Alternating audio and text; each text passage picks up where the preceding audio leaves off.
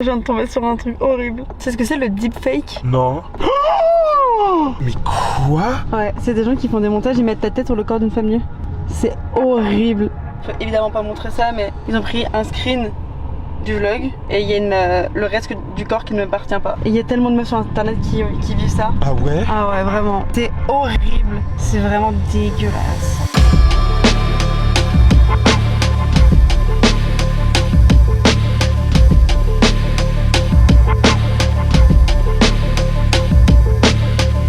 If you are able to look at that, you are the problem. You see women as an object. This is what it looks like. This is what the pain looks like.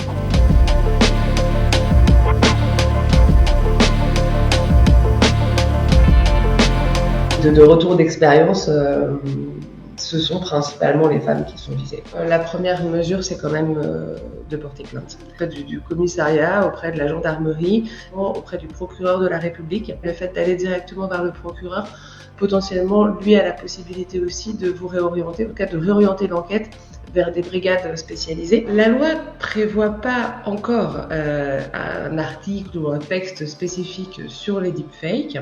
Effectivement, ce sont des technologies, en tout cas l'utilisation qui en est faite est récente, donc on n'a pas encore réellement de texte, mais on a dans le code pénal depuis un certain moment un article qui parle de photomontage. Et on peut aujourd'hui se servir de ce texte du code pénal pour pouvoir sanctionner les deepfakes. On a par contre en cours aujourd'hui un projet de loi qui prévoit de réprimer spécifiquement les deepfakes.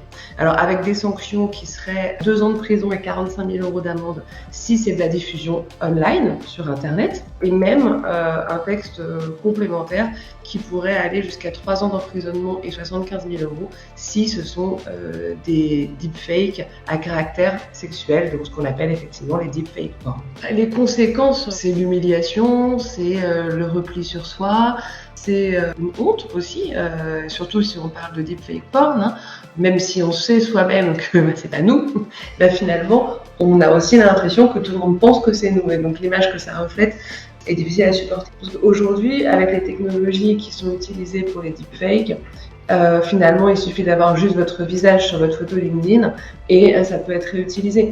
Donc, disons que vraiment se prémunir, je vois pas bien comment se prémunir.